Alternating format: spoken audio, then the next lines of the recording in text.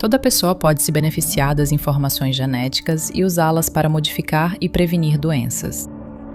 Esta é a Annie. Ela criou a 23andMe, uma empresa de testes genéticos que fornece análises de ancestralidade e informações sobre predisposição a doenças. Mais de 14 milhões de pessoas já usaram seus testes de DNA, ajudando a construir um dos maiores bancos de dados genéticos do mundo. Então, tudo desmoronou. O conselho renunciou e ela perdeu a empresa. 2024 foi um ano brutal para você, com falência e tendo que recomprar sua empresa. Você já pensou em desistir? Pensei muito sobre isso porque tudo estava indicando que as coisas não iam bem. Mas depois de vencer um leilão aprovado pelo tribunal, ela recomprou a empresa e a transformou em uma organização sem fins lucrativos. Agora, ela está trabalhando para combinar conjuntos de dados de DNA com IA para ajudar as pessoas a detectar doenças antes mesmo de sentirem os sintomas. O que IA e DNA conseguem atualmente que um médico não podia há 5 anos? Você pode acessar seu prontuário médico, ligar tudo isso aos seus dados genéticos e entender onde você pode potencialmente intervir hoje e mudar o resultado. Com base nesses dados, quais doenças você acredita que têm maior chance de serem curadas ou tratadas de forma diferente nos próximos 5 anos? Acho que algumas coisas. Primeiro, meu público adora usar IA para tudo. O que a IA junto com o DNA pode fazer agora que um médico não conseguia fazer há 5 anos? Eu adoro isso. E eu sinto que finalmente estamos chegando ao ponto em que tudo que planejamos fazer lá em 2006 pode começar a acontecer. E isso realmente gira em torno de prevenir doenças. E eu acho que a questão fundamental no sistema de saúde é que quando você vai ao médico hoje, eles são remunerados para tratar doenças. Quase nenhum aspecto do sistema de saúde recompensa a prevenção de doenças nem gera lucro com ela. Então, isso realmente vai acabar ficando nas suas mãos como consumidor. Você, o indivíduo, vai ter que aproveitar todas essas diferentes, maneiras, todos esses diferentes meios que agora estão ao seu alcance para começar a entender quais são os seus riscos de saúde e então começar a gerenciar isso cada vez mais. E foi assim que a 23andMe começou, com essa ideia de que a camada mais fundamental da sua saúde é a sua genética. Então, por exemplo, se você quer ser saudável e está preocupada com todos os seus níveis de colesterol, e digamos que você tem números muito altos e tem um fator de risco genético chamado hipercolesterolemia familiar. Hipercolesterolemia. Essa sou eu. Sério? Sim. Você é um exemplo disso, não importa o que faça com sua alimentação. Você precisa tomar uma estatina. Você tem que tomar uma estatina. E é esse tipo de coisa. É como se você descobrisse que tem alguma coisa, que seus níveis de colesterol estão altos, mas há um limite para o quanto o ambiente pode ser modificado para impactar isso. Então é preciso iniciar um tratamento. E existem aspectos, por exemplo, no câncer, como se você tiver câncer de cólon hereditário, câncer de mama hereditário, você precisa de um rastreamento mais proativo, sabe? O ambiente definitivamente faz diferença mas você precisa ter uma postura proativa com os médicos. Então, pra mim, sua genética sempre foi essa camada central, onde você precisa entender geneticamente se você tem um fator de risco significativo. Onde você está no espectro de doenças cardíacas, de risco de câncer, de, outras coisas que podem ser passadas para seus filhos. Entender tudo isso é realmente o primeiro passo. O que é incrível hoje em dia é que você pode reunir todas essas outras informações. As informações do seu dispositivo vestível, seu CEP possui dados da qualidade do ar e da água. Você pode acessar seu prontuário médico e pode ligar tudo isso, então, com sua genética e realmente entender se há sinais. Se existem coisas acontecendo nas quais você poderia potencialmente intervir hoje, seja com os médicos ou com seu estilo de vida, e mudar o resultado. Por exemplo, até com minha mãe, observo certos fatores. Temos o risco genético maior para diabetes tipo 2. Já houve casos na família. Ela sabia que era pré-diabética. Coloquei um CGM nela e, de repente, ela ficou assim: meu Deus, agora eu posso mudar meus comportamentos. Então foi uma combinação da genética dela, os registros médicos dela, os valores sanguíneos. E então, usando uma nova ferramenta como um CGM, ou de novo, você vai poder usar anéis Oura, outras coisas também, para realmente mudar seu comportamento. Então essa vai ser a mágica da IA, combinar tudo isso junto. E sua genética vai ser o que impulsiona a personalização de todas essas outras informações que chegam, sabendo onde você precisa ser proativa com seu estilo de vida e onde precisa ser proativa do ponto de vista médico. Como você sabe o quanto a genética realmente contribui? Porque se você olhar as estatísticas do câncer, dizem que em média de 70% a 90% é ambiental. Para as doenças coronarianas é a mesma coisa, de 70% a 90%. Como você sabe especificamente para você se é mais genética ou mais ambiente? Assim, você pode controlar e agir? Há 2 tipos de relatórios. Um deles é o que chamamos de risco monogênico. E é aí que você pode ter, por exemplo, hipercolesterolemia familiar. Uma variante que indica que você tem um risco muito maior com base nessa única variante. Então, de certa forma, esses números gerais não são significativos para você como indivíduo. Eles são significativos para uma população, mas não são significativos para você. Então, se você tem uma variante monogênica, isso te coloca em um risco muito alto de doença cardíaca, morte súbita cardíaca ou colesterol alto. Isso te afeta, essa faixa já não é mais relevante. Você tem outra área chamada scores de risco poligênico. E o risco poligênico analisa centenas ou milhares de variantes genéticas que se somam em um score. E isso te posiciona em uma curva em sino. Onde você está nessa curva? Por exemplo, posso olhar meu risco de diabetes tipo 2. Sou saudável, malho bastante, mas ainda tenho risco genético elevado. E por isso é parte do motivo pelo qual eu posso dizer, ok, eu tenho um risco mais alto, mas na verdade existem muitos dados que mostram que se você gerencia o seu ambiente, se eu gerencio o que eu como, eu faço regularmente o teste de hemoglobina A1C, eu uso, um monitor contínuo de glicose, eu me mantenho em forma e saudável. Eu posso reduzir esse risco. Então, eu tenho um fator de risco genético, mas eu posso reduzi-lo agora. Quando se trata Sobre colesterol, já que tocamos no assunto, é um problema pra mim porque tenho 36 anos e não quero tomar estatinas. Quase todo médico recomenda, só 10% não. Podemos esperar até você ter um terceiro filho, pois isso afeta a gravidez e estatinas não foram estudadas nesse contexto. Mas há estudos mostrando que pessoas reagem de formas diferentes a medicamentos diferentes, correto? Idealmente, eu adoraria fazer alguns testes antes de começar a tomar estatinas. Existe alguma pesquisa sobre isso que mostre que algumas pessoas não precisam tomar estatinas ou que não reagiriam a elas? Ou eu acho? isso sou só eu torcendo para que seja assim. É aqui que está o futuro da medicina personalizada. Você deveria ter um médico com um conhecimento genético muito abrangente. E eu acho que é aí que você vai conseguir usar a IA treinada. Para dizer, com base em toda a literatura sobre genética, vamos parar de te ver só como uma média, como se servisse para todos, tipo, é isso que fazemos em nível populacional ao tratar colesterol alto. Que agora devemos realmente entender especificamente com base na sua genética, também com base na farmacogenética, porque existem interações entre sua genética e as estatinas. Então, qual é a certa para você? Como podemos reduzir isso da melhor forma? Quais comandos as pessoas podem usar em suas IAs para obter assistência personalizada em saúde? Essa é uma ótima pergunta. Acho que ainda estamos bem no começo. Eu tenho que dizer que as áreas em que mais tenho orientado as pessoas são sobre valores sanguíneos, informações sobre câncer, qualquer pessoa que faz um teste genético relacionado ao câncer, ou até mesmo coisas básicas, como ajudar a entender informações sobre estilo de vida com um fator hereditário, como o ApoE. Com base na sua idade, em todas as suas métricas, como o seu peso, como você está vivendo sua vida, pedindo sugestões, me faça 10 perguntas sobre meu estilo de vida e inclua isso para algo como ApoE. O que você pode fazer para fazer a diferença? Você consegue? ApoE é o fator genético de risco para Alzheimer. Recebemos muitas perguntas de clientes sobre o que podem fazer nessa área. O que posso fazer quanto a isso? Ao procurar um médico tradicional, ele terá mais dificuldade em identificar informações sobre seu estilo de vida e sugerir ações possíveis.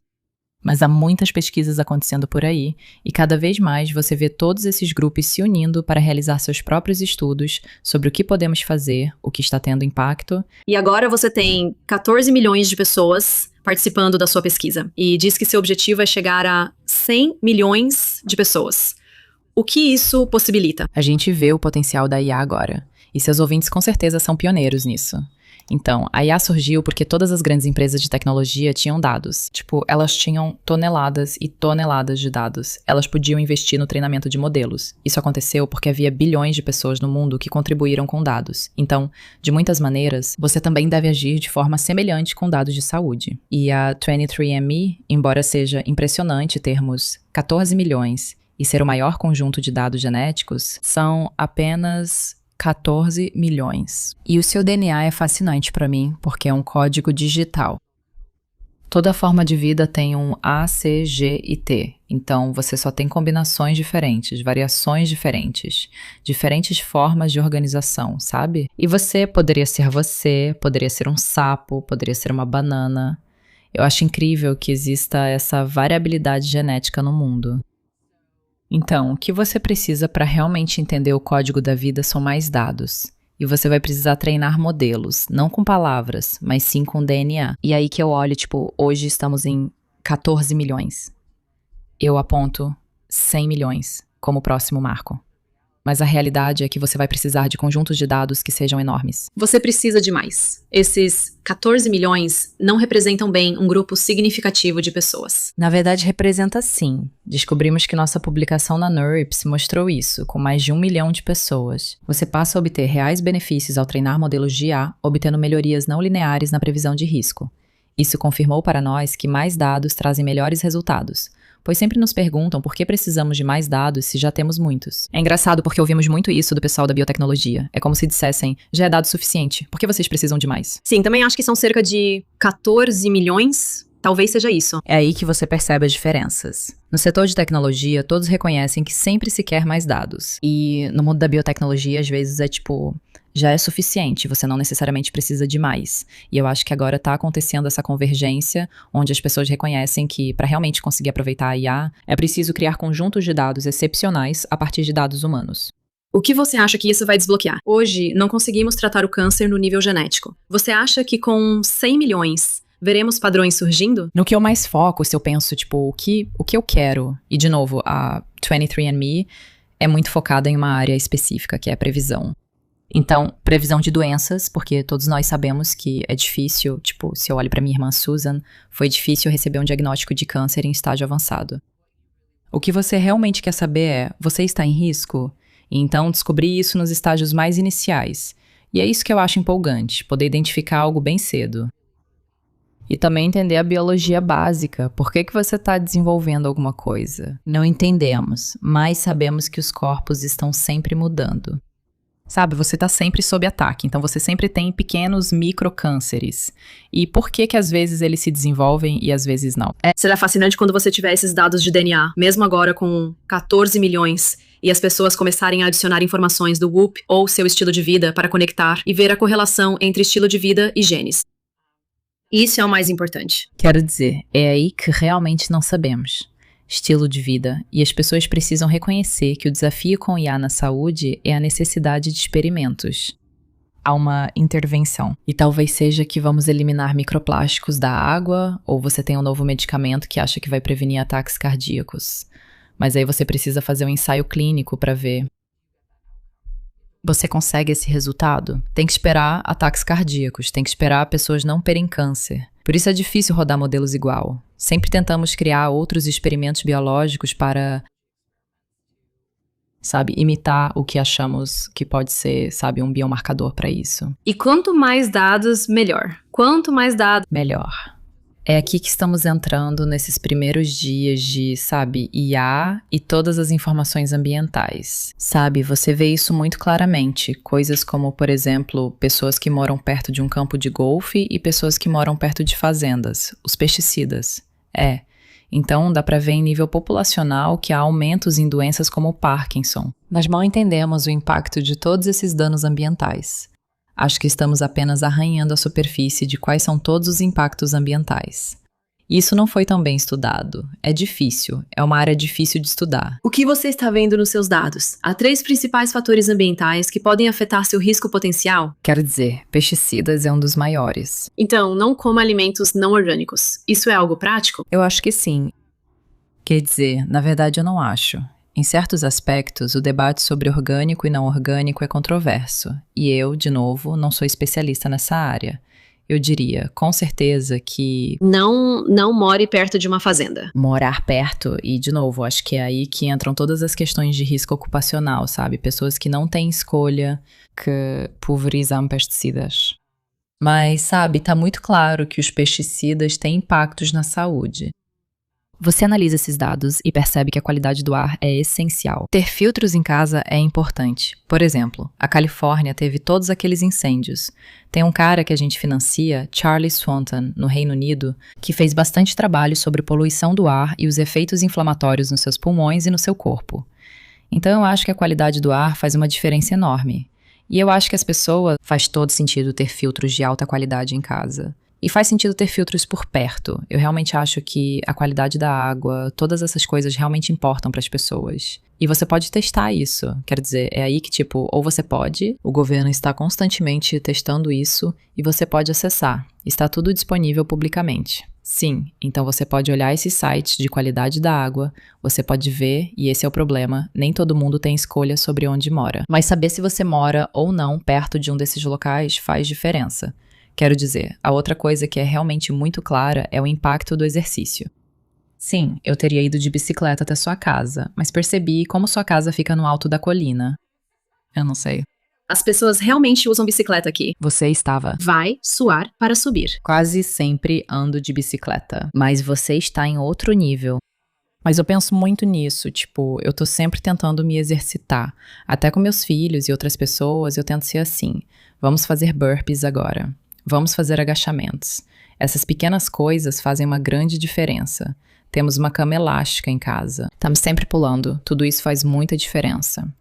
E, novamente, sobre o lado genético, se você sabe que tem risco genético relevante, isso pode ajudar a direcionar seu foco, sabendo que há maior risco de Alzheimer ou Parkinson. Há muitos dados sobre exercícios e a qualidade da sua alimentação e o que você pode fazer com isso. E, por exemplo, tivemos ontem uma pessoa chamada Rob Lustig, que é professor na UCSF, falando sobre isso. Você sabe, APOE, então, risco de Alzheimer e alimentos ultraprocessados. Meu Deus. Reclamei na escola dos meus filhos porque eles fizeram um evento para os pais. Sempre reclamo. Eles fizeram um evento para os pais e serviram cachorros quentes. Eu fiquei meio assim, sabe? Tipo, é como se fosse plástico, então eles servem com plástico? Plástico? Não sei se era plástico, mas é aquele tipo de alimento.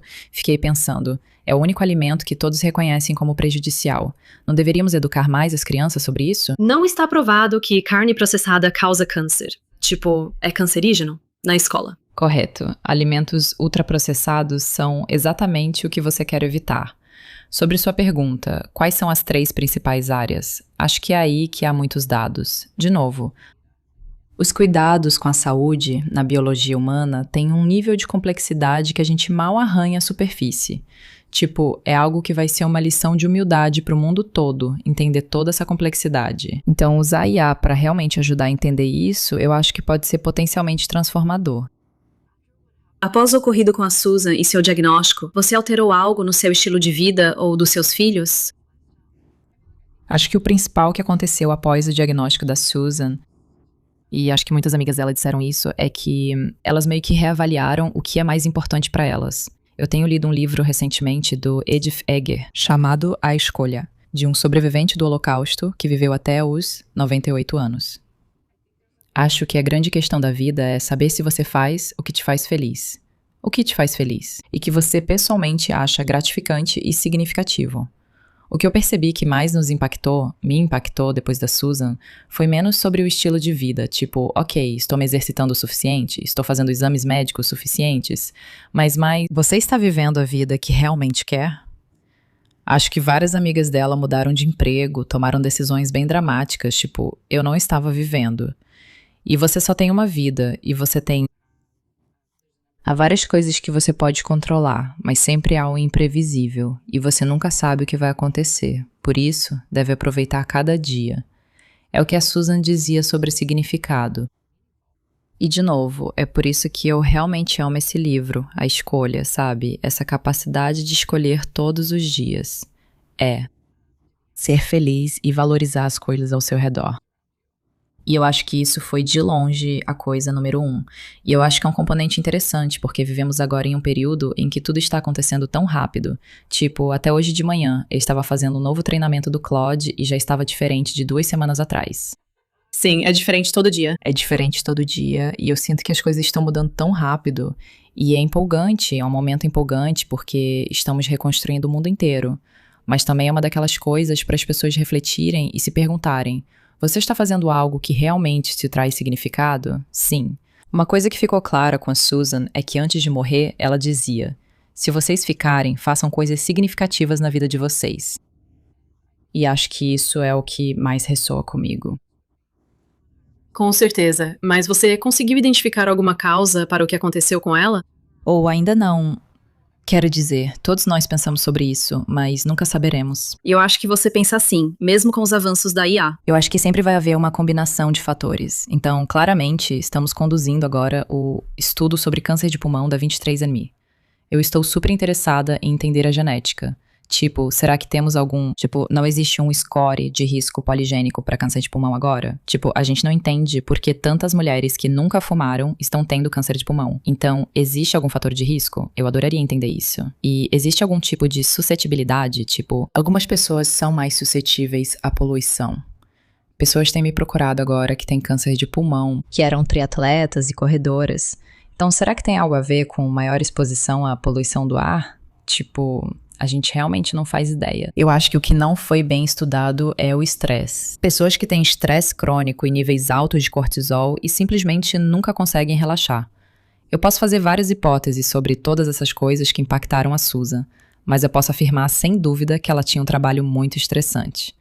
Eu acho que nunca vamos saber, mas eu sei que, prospectivamente, a comunidade da 23andMe sobre câncer de pulmão está olhando especificamente para isso. Tipo, será que eu consigo identificar fatores de risco genéticos que tornam as pessoas mais propensas ao câncer de pulmão? Eu adoraria, à medida que avançamos cada vez mais em IA e dados multimodais, poder analisar fatores ambientais, como os CEPs de onde as pessoas estão sendo diagnosticadas, informações ambientais, com que frequência se exercitam, e nós, 23andMe, agora integra-se ao Apple Health Kit e já conta com cerca de 500 mil de clientes que consentiram compartilhar dados de dispositivos vestíveis conosco. Usamos os dados do relógio delas ou do anel Oura, além dos prontuários médicos. Mais de 50 mil pessoas consentiram em fornecer seus prontuários. E também temos dados de autorrelato, reunindo todas essas informações. E estou ansiosa para analisar os dados de estresse que o Oura Ring está começando a fornecer. Tipo, será que conseguimos realmente começar a entender quais são alguns desses fatores? É um problema complexo. É mesmo. Mas eu acho que os próximos 5 anos podem transformar a forma como entendemos o ambiente, seus fatores de risco e sua vida. O estresse é curioso. Sinto que estou sempre estressada, mas quando vejo meu Whoop, tudo está calmo, como se nada estivesse acontecendo. Bem, existe o estresse bom e o estresse ruim, talvez. E também tem isso de, será que você consegue desligar isso de alguma forma? E eu realmente acho que, tipo, te conhecendo e te vendo com seus filhos e seu cachorro, parece que você aproveita esses momentos com eles. Adoro isso, mas às vezes é demais. É muita coisa. Mas só porque é estressante no momento, tipo, meu Deus, eu tenho que ir lá, fazer trabalho voluntário e fazer isso, e tipo, é muita coisa, mas eu acho que existe o estresse bom e o estresse ruim. Acho que eles já quantificaram isso de algumas formas, analisando até... É difícil entender totalmente o estresse. E eu acho que o Oura Ring agora tem um recurso de estresse. E eu acho que ainda tá bem no começo, tipo, ninguém tá medindo seu cortisol ainda. Tipo, será que dá pra medir de forma contínua mesmo? Contínuo. Mas eu acho que estamos caminhando pra isso. Tipo, já existem alguns desses dispositivos. Acho que é um dispositivo para monitoramento contínuo de cortisol. Tem alguns que estão sendo lançados e eu acho que nem todo mundo na população vai querer medir tudo o tempo todo. Por algumas semanas, como com um monitor de glicose, você descobre o que te afeta. Certo. E eu acho que adoro fazer isso quando estou dando palestras ou outras coisas. Ou até mesmo, tipo, tivemos todas as formaturas, que foram muitas. Então, medir por um período de tempo, sim. Será interessante para as pessoas entenderem quais são esses comportamentos. Entre teoria desses dados, quais doenças você acredita que tem maior chance de serem curadas ou tratadas de forma diferente nos próximos 5 anos? Eu penso em algumas coisas. Primeiro, eu sou judia. Acho absolutamente louco que a comunidade judaica não assuma a responsabilidade de garantir que a próxima geração faça testes genéticos. E a comunidade judaica tem taxas mais altas de condições hereditárias e de variantes como a BRCA, que está relacionada ao câncer de mama, câncer de ovário e câncer de próstata. Por que nem todos sabem disso? Porque ainda há pessoas morrendo por causa de uma variante BRCA, mesmo existindo medidas possíveis. Se você sabe que tem, você pode realizar mastectomia profilática, ter filhos mais cedo, retirar os ovários ou fazer um acompanhamento mais rigoroso. Há medidas possíveis. Então, eu vejo que essa é uma área em que simplesmente deveria haver, essa comunidade deveria se mobilizar e fazer testes preventivos. E ninguém na próxima geração deveria se surpreender. Cardiovascular, existem tantas variantes genéticas que, se você souber com antecedência, você pode gerenciá-las, assim como faz com hipercolesterolemia familiar. Conheci muitas pessoas nessa jornada que dizem ter colesterol alto. E elas dizem, estou comendo couve todo dia. Eu digo, sabe, talvez você devesse fazer um teste genético. E aí existem aspectos que você pode mudar e aspectos que você pode prevenir. Tipo, você pode medicar e pode prevenir. Eu acho que no câncer, o câncer hereditário é uma dessas áreas. Sabemos que há várias variantes genéticas que podem te colocar em alto risco. O teste genético agora é tão barato. E essas pessoas nunca deveriam ser pegas de surpresa. E é aí que eu penso em câncer, doenças cardíacas, a comunidade judaica. Você tem todas essas outras áreas, a comunidade afro-americana também, com anemia falciforme, uma condição chamada amiloidose TTR. Existe a doença renal crônica. Toda pessoa pode se beneficiar das informações genéticas, totalmente, e usar isso para modificar e prevenir doenças. Mas eu realmente considero a população judaica, a população afro-americana, sinceramente, sabe, doenças cardiovasculares e câncer.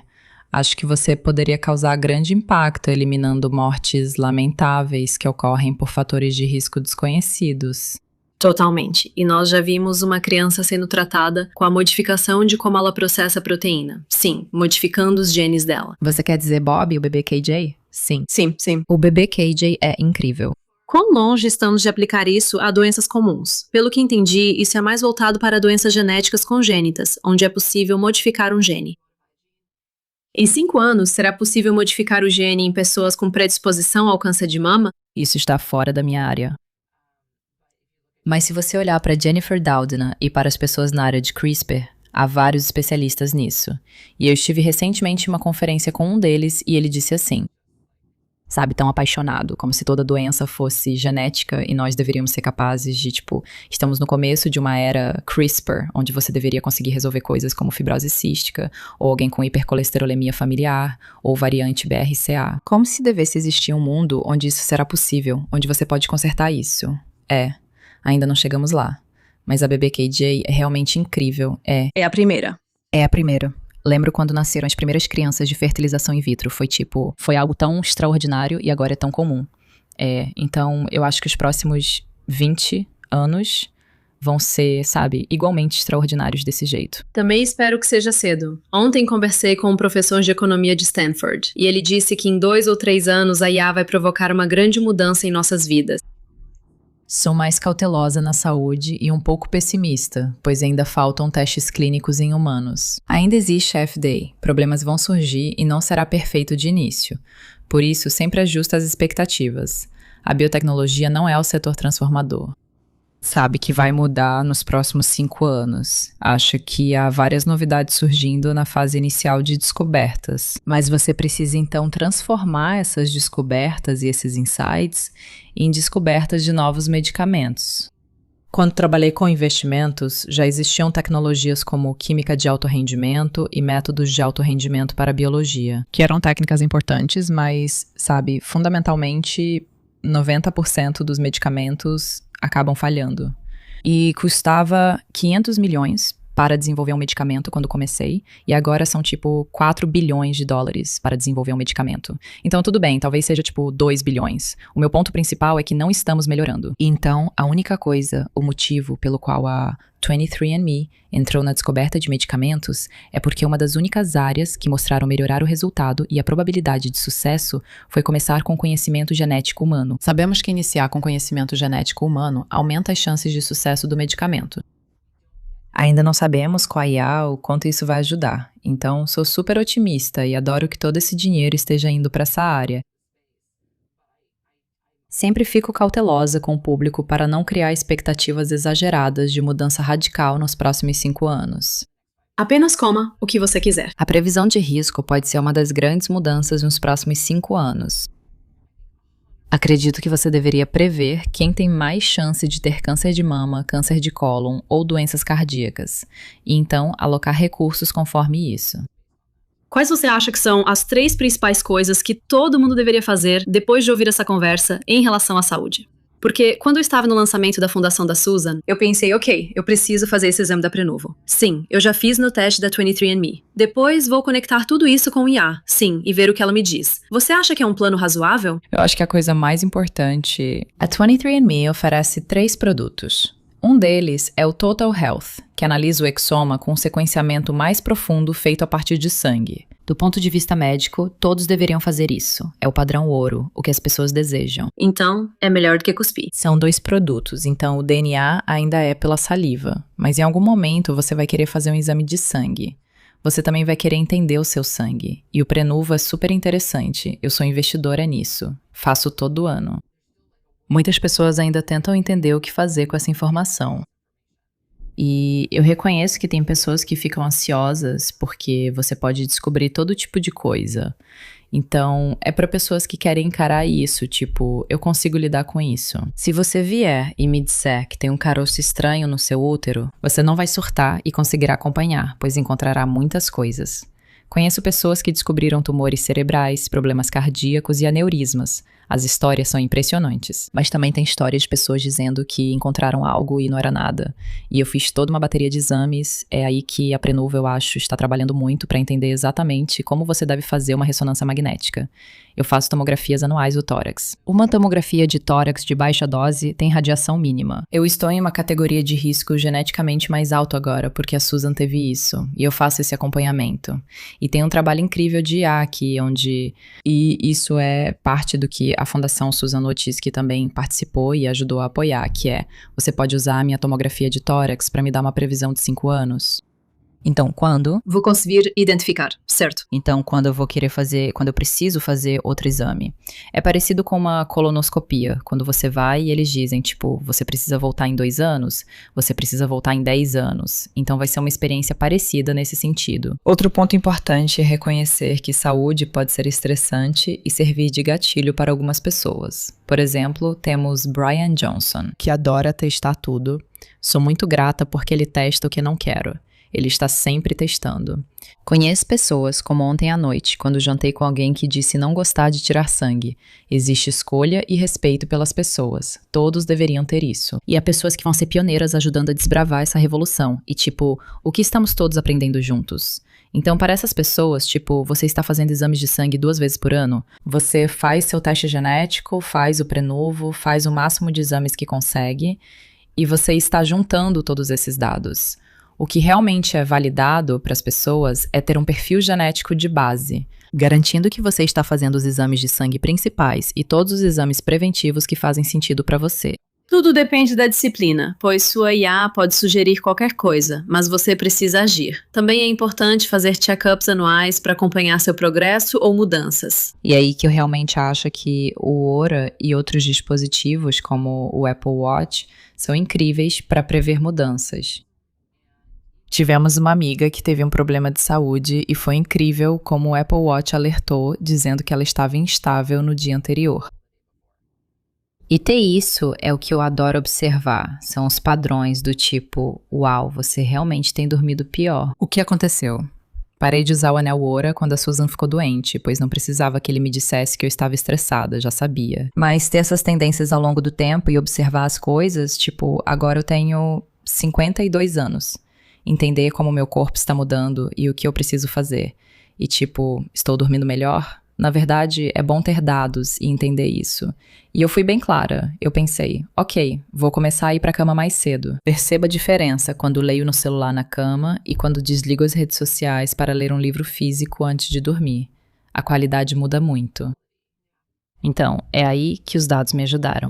Com certeza. Pausa rápida. Minha equipe e eu comemoramos 1 ano do podcast Silicon Valley Girl. Sei que o canal já existe há mais tempo. Há 1 ano decidi focar em conversas com pessoas que constroem o futuro com o IA. Desde então, trouxemos grandes fundadores e criadores em IA para que vocês acompanhem essa era e se inspirem. Se você gosta do nosso trabalho, inscreva-se e ative o sininho. Isso nos ajuda a trazer grandes nomes para vocês. Obrigada por estarem aqui.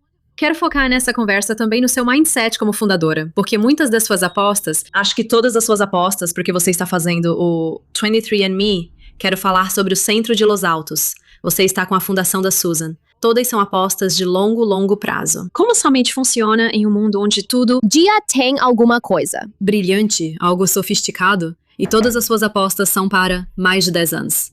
Sabe, é interessante porque quando eu estava vindo pra cá e conversando com alguns banqueiros sobre esse IPO da SpaceX, eu conheci o Elon por causa do Sergey. E eu me lembro, tipo, nos primeiros dias mesmo, quando ele estava começando a Tesla e ele ficava com a gente, e ele era tão consistente ao falar sobre a visão dele da Tesla, do setor espacial e do potencial disso tudo, eu tenho que dizer, tipo, é totalmente mérito dele. Quando eu penso em visão de longo prazo e olho ao redor, vejo tudo o que aconteceu até hoje. Para fazer mudanças significativas no mundo, você precisa ter uma visão de longo prazo, e você tem que ser tão consistente e obstinado em fazer isso. E também precisa amar o que faz. E é aí que, de novo, eu falo a exaustão sobre o quanto eu amo genética. Mas eu realmente amo, de novo, isso me ocorreu hoje de manhã, pensando que pessoas que amam o que fazem têm uma visão de longo prazo e são consistentes com isso. E nunca parece trabalho. E cada dia se apoia nos dias anteriores. E eu olho para a 23andMe todos os dias. Eu entro no escritório e fico fascinada com as pesquisas que podemos fazer. O que me motiva todos os dias é essa ideia de quando eu estou ajudando as pessoas. Eu sempre quis ser médica, mas sinto que agora ajudo mais pessoas porque ajudo as pessoas a se conectar com a própria identidade. Eu ajudo a reconstruir vínculos familiares, como reunir todas essas pessoas. Salvamos vidas e dou às pessoas informações valiosas sobre si mesmas. E aí a pesquisa é tipo... Quero dizer, de novo, meu pai amava neutrinos, o espaço e tudo isso. Eu pensava, espera, você gosta de olhar o céu e eu de olhar pra dentro. Gosto de saber que cada célula tem um universo. A gente não entende nada sobre isso, tipo... Eu estava conversando com alguém sobre a beleza da mitocôndria e como você tem essa usina de energia e como ele funciona. A gente entende tão pouco, e é isso que eu amo, tipo... Todo dia é como pequenos tijolinhos se juntando para construir essa base de conhecimento. E é tão interessante, e de novo, é isso que eu sempre aconselho às crianças, tipo, qualquer coisa que você faça, faça de um jeito que todo dia você tenha esse brilho de alegria, onde você pensa, uau, isso foi tão legal. O divertido era que, quando nos mudamos para Los Altos, era uma cidade bem tranquila e não tinha muita coisa. Tipo, não tinha muita coisa acontecendo à noite. Não tinha muito para as crianças fazerem.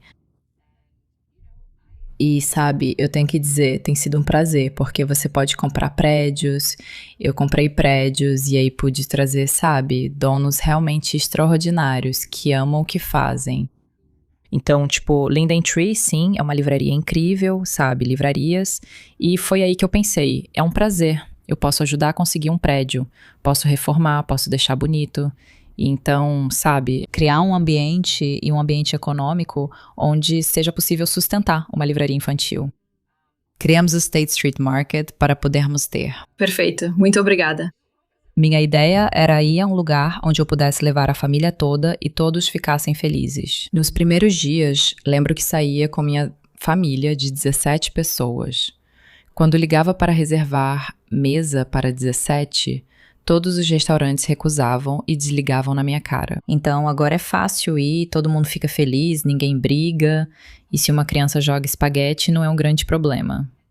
Então eu queria algo que fosse realmente multigeracional. E eu acho que também eu acho que na sociedade é importante ter várias gerações juntas. É importante que os jovens tenham contato com as gerações mais velhas e que as pessoas na meia-idade, você tenha apoio para seus filhos e, sabe, que você possa apoiar seus pais, que, sabe, seus filhos tenham apoio.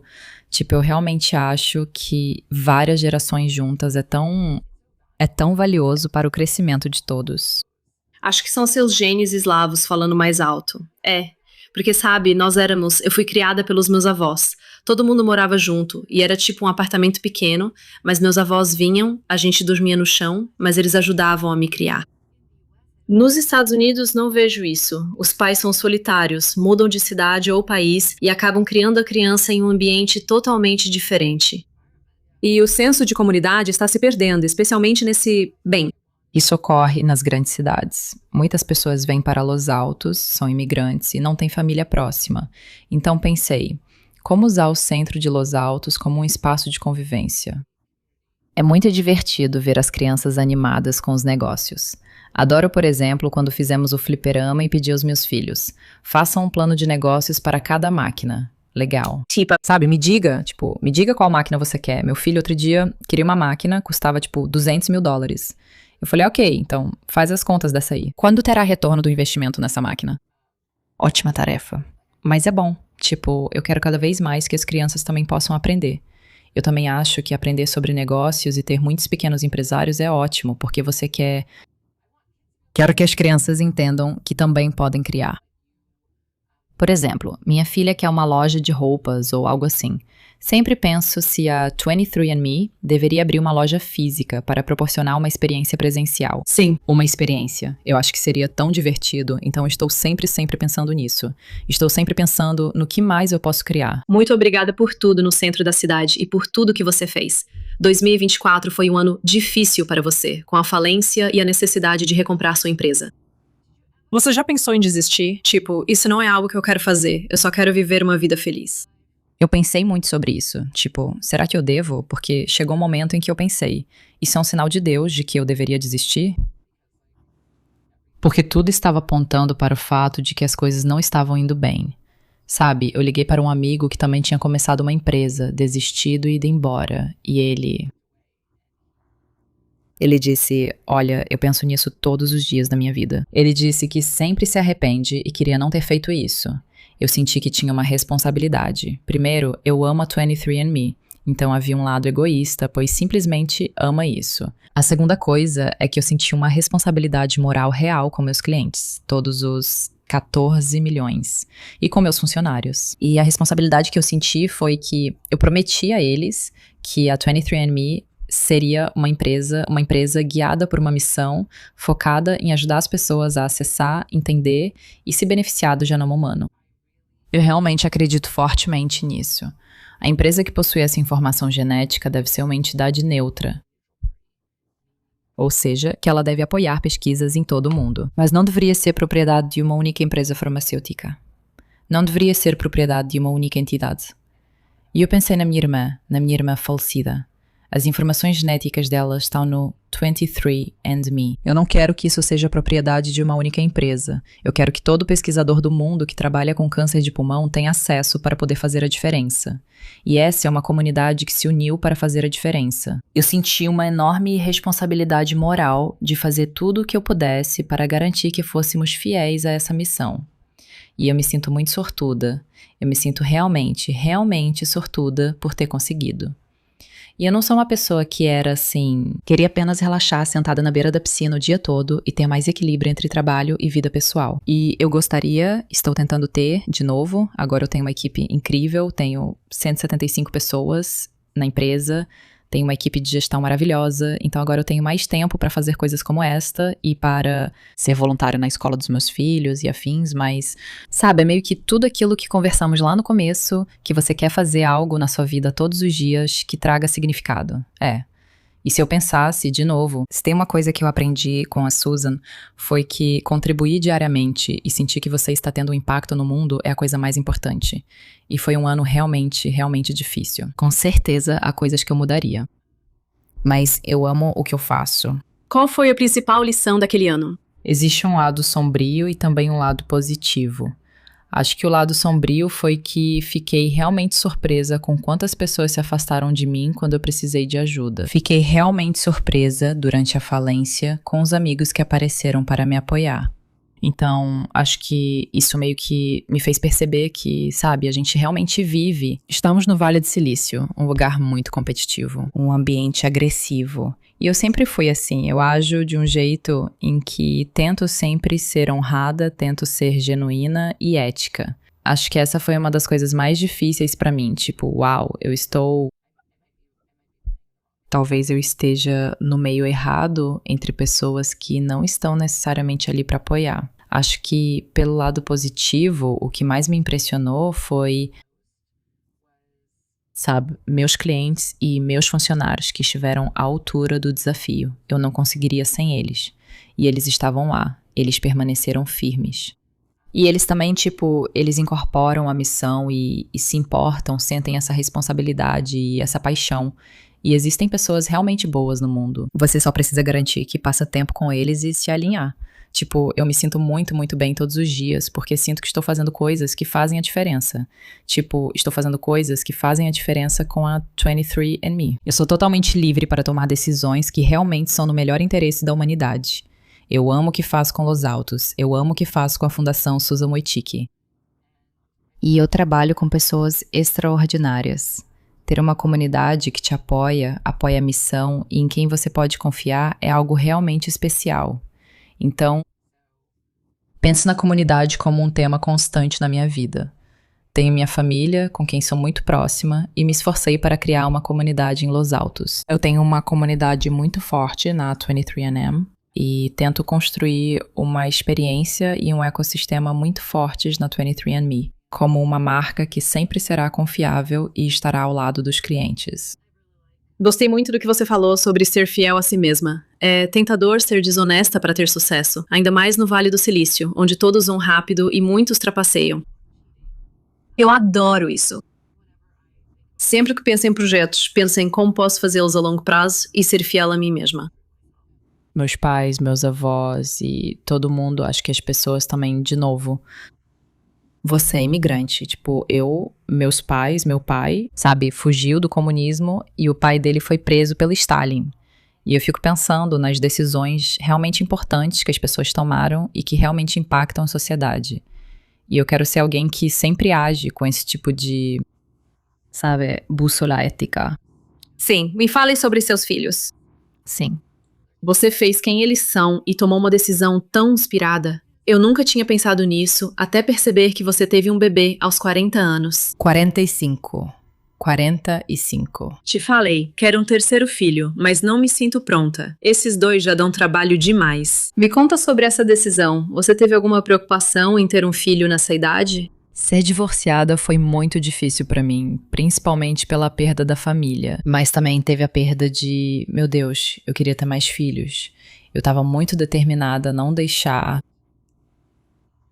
sabe, meu estado civil impactar minha decisão de ter filhos. E ao mesmo tempo, acho que eu sempre brincava com as pessoas dizendo que a única coisa pior do que um acordo de custódia é ter 2 acordos de custódia. Então eu estava muito receosa. Eu pensava, ok, será que eu realmente vou ter filhos com outra pessoa que também queira isso? Um dia encontrei minha obstetra no Pitts e falei, eu quero ter outro filho. E ela respondeu, você quer mesmo? E ela ficou... E eu pensei, droga, sabe, você está certa, tipo, eu deveria começar a agir. E, sabe, eles meio que torturam você nesse processo com doador de esperma, onde você tem que fazer todas essas sessões de terapia. Você escolheu um cientista ou alguém com doutorado? Sim, não, eu queria encontrar alguém que tivesse características que combinassem bem. E... olha, tipo, foi uma daquelas coisas, eu estava realmente... Eu entrei nisso, de novo, você tem que passar por toda essa terapia. E todo mundo me dizia que eu nunca ia engravidar. Você nunca vai engravidar, você nunca vai engravidar. Tinha que fazer várias sessões de terapia por isso. Eu pensava, já entendi, sou velha e meus exames estão ruins. Mas eu só vou tentar, porque se você não tentar... Você nunca vai saber. Você nunca vai saber. Nem fiz teste de gravidez porque achei que não tinha motivo. Primeira tentativa, funcionou. Não, eu engravidei logo na primeira vez e depois tive um aborto espontâneo. Mas pensei, nossa, a máquina funciona mesmo. E então, alguns meses depois, eu engravidei. E eu quase não acreditava. Tipo, mesmo com 8 meses, eu ainda andava de bicicleta por aí e pensava, acho que estou grávida. Então foi uma gravidez tranquila? Sim, eu sou muito sortuda. Quero dizer, eu sou muito, muito sortuda. E eu sinto muito por todas as pessoas que tiveram jornadas reprodutivas difíceis e tudo isso. E eu realmente acho que em todas essas áreas, como o estresse, de novo, voltando ao estresse e ao impacto disso, tipo, o fato de que eu realmente entrei nisso, tipo, ok, tipo, eu não acho que vou engravidar e eu preciso simplesmente aceitar isso, tipo, tenho 2 filhos incríveis. Sempre digo que é importante andar por aí sabendo que o fracasso é o resultado mais provável. Mas você ainda está tentando. E isso ajuda. Isso evita pressão excessiva no que você faz. De novo, foi toda uma jornada de tipo, ok, agora eu tô fazendo isso sozinha. E eu tinha, sabe, uma das minhas melhores amigas lá, tipo, meu parto foi uma festa porque foi algo bem comunitário. A gente tava tipo, todo mundo vai ajudar a criar esse bebê. E foi tão divertido, família é tudo de bom. E eu passei muito tempo com a família. Eu dedico muita da minha energia pra família. E, sabe, parte disso é tipo, você tem que investir. Relacionamentos bons exigem investimento. Mas eu sou muito sortuda de, sabe, ter 3 filhos que são todos, sabe, até agora bem legais comigo. Como foi criá-la nos primeiros dias, quando você tinha 45 anos? Foi tranquilo? É mais fácil do que da primeira vez? Porque os filhos mais velhos ajudam. Eu realmente acredito nisso. Acho divertido ter diferença de idade, pois você fica mais relaxada. E também você está mais segura no seu trabalho. Você sabe o que está fazendo. É seu terceiro filho. Você sente segurança em tudo. Os filhos mais velhos ajudam, você pode sair pra jantar tranquila, sabendo que os pequenos provavelmente ficarão bem. Tipo, você não é incompetente a ponto de errar, já está à vontade na escola e com as roupas. Isso é incrível. Minha filha não precisa comprar nada, pois já temos tudo. Você guardou tudo? Ok, que bom. Tem gente que vem aqui em casa e dizem, uau, sua casa parece um parquinho. E eu fico tipo, Acumuladora. é como um funil, tipo, todas as coisas das crianças, de todos os 10, tudo veio parar com a gente. Então temos toneladas e toneladas de itens incríveis dos últimos 20 anos. Você segue alguma regra rígida como mãe que trabalha? Tipo, chegar em casa até às 6 ou não trabalhar nos fins de semana? Não faz diferença. Antes de ter filhos, eu era como uma máquina, sempre trabalhando. Lembro que dormia com o BlackBerry ao lado da cabeça. Era como se fosse meu companheiro. Agora eu sou muito clara. Eu vou pra cama quando as crianças vão para a cama. Eu tento quase nunca sair para jantar.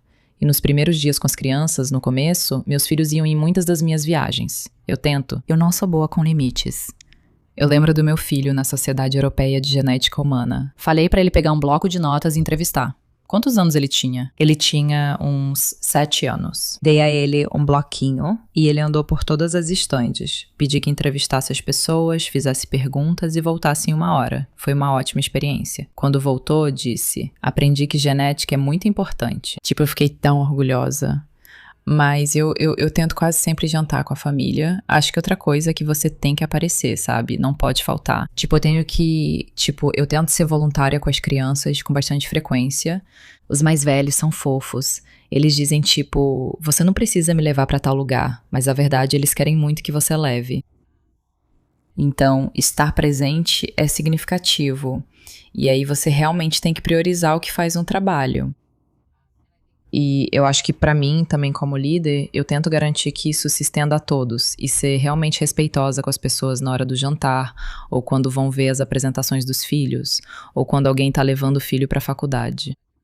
Equilibrar a vida pessoal e profissional e respeitar isso nos outros é fundamental. Como líder de uma empresa, penso assim, se quisermos mudar a sociedade, você tem que honrar e respeitar que as pessoas também precisam sustentar suas famílias, totalmente. E então, se o mundo está dizendo que há uma crise de fertilidade, que você precisa ter mais filhos, ok. Tenha mais filhos, mas o trabalho tem que apoiar isso. Você não pode ter ambos. Não pode afirmar que é um mundo de trabalho das 9 às 9, 6 dias por semana, 6. Semanas de folga depois de ter um bebê, não é viável.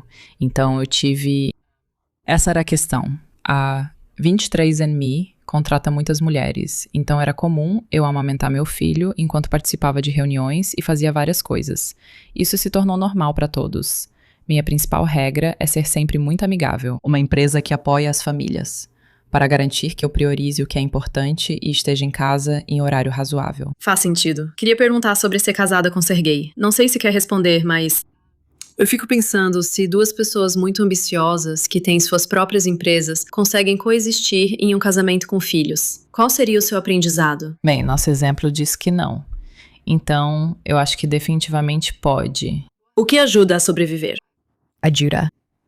Sabe, é interessante. Eu me lembro de conversar com Jane, a CEO do Citibank. Tem que parabenizar o Citigroup, porque quando os filhos dela eram pequenos, ela tirou um tempo.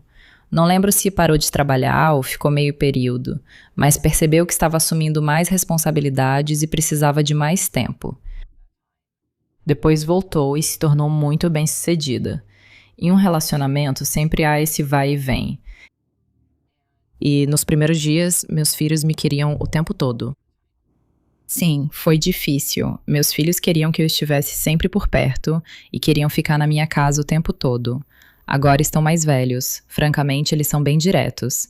Eles dizem, você não está ajudando no dever de matemática.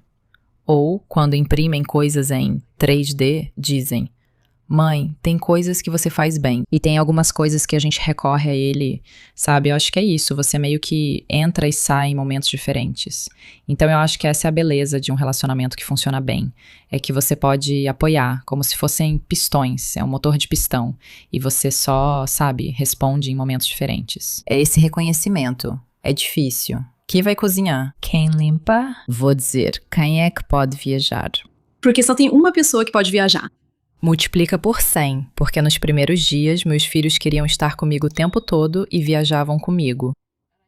E eu lembro que tem essa imagem da gente indo pegar o trem, descer, e eu carregando as cadeirinhas e as crianças. E eu estava tipo... E você ainda tem que se preparar para uma reunião. Com certeza. E eu me lembro as coisas que fazíamos eram tão loucas. Lembro da carta de advertência da FDA e, estando na Casa Branca, pensei, posso levar meus filhos?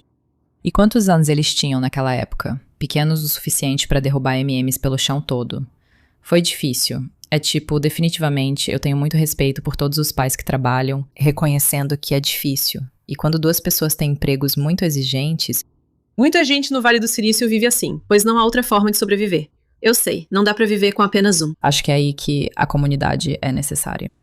Volta para. Sim, com certeza. Teve um dia em que meu caçula, de novo, eu tinha reuniões, eu tinha coisas pra fazer, e eu fiquei ligando pros meus vizinhos. E tipo, então, o que sua filha faz agora?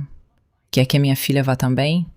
Eles foram incríveis e disseram, claro, pode trazer, nós vamos, sabe? E ela se divertiu muito, ela ficou super feliz. Então, contar com a comunidade é a única forma de sobreviver. Vocês têm que se apoiar, sim.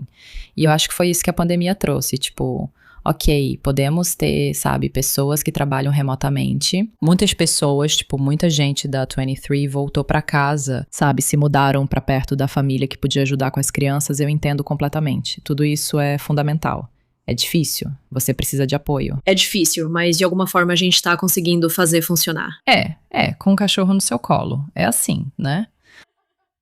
Certo. Última pergunta. Você pode terminar essa frase para todo mundo que está assistindo. A coisa mais inteligente que você pode fazer pelo seu corpo em 2026 é... Primeiro, todos deveriam fazer testes genéticos. Sem dúvida, todo mundo deveria saber qual é o seu risco genético. Segundo, faça exercícios todos os dias, começando agora mesmo. Todos os dias. Mas com coisas pequenas. E eu acho que as pessoas não deveriam se sentir sobrecarregadas. Faça 50 agachamentos por dia em 5 séries de 10.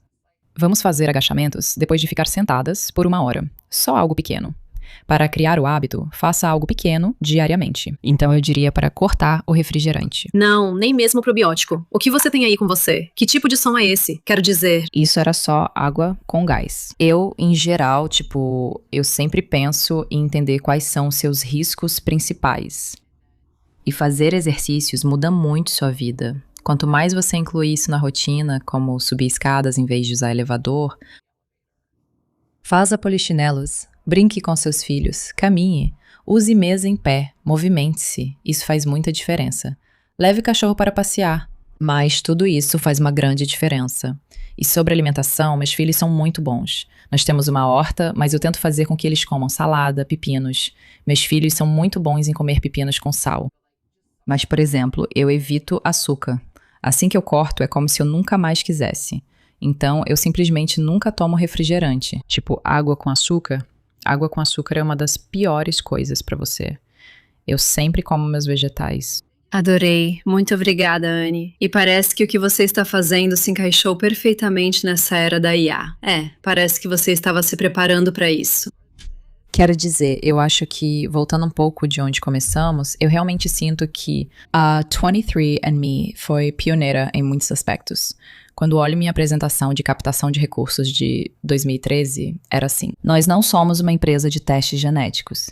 Também não somos apenas uma empresa de ancestralidade, e sim uma empresa de Big Data. Esse sempre foi nosso objetivo fundamental. Entender o genoma humano beneficia todos. Por isso, nossa missão sempre foi ajudar as pessoas a acessar, compreender e aproveitar isso, estruturando desde a infraestrutura de pesquisa até o consentimento. E nós damos às pessoas escolha e transparência. E criamos essa comunidade. São cerca de 14 milhões de pessoas. 90% optaram por participar da pesquisa. Coletamos uma enorme quantidade de informações. Perguntamos aos nossos clientes coisas como, sabe, você tem cachorros? Ou você tem alergias? E podemos fazer pesquisas extraordinárias. As pessoas não têm ideia de quantos insights temos sobre tudo. Desde fenótipos divertidos como, sabe, lateralidade, você é canhota, destra, cor dos olhos, resposta a medicamentos, alergia a animais de estimação, risco de câncer, tudo isso. É extraordinário. E agora, de repente, com a IA, ela precisa de conjuntos de dados. Sim. E, sabe, a principal coisa que nos impede, sabe, a 23andMe, de novo, temos o artigo da Neurips sobre previsão de risco. O que precisamos agora é de capital. Somos limitados por capital. E eu sou limitada por recursos. Mas tudo isso são coisas que vamos resolver com o tempo.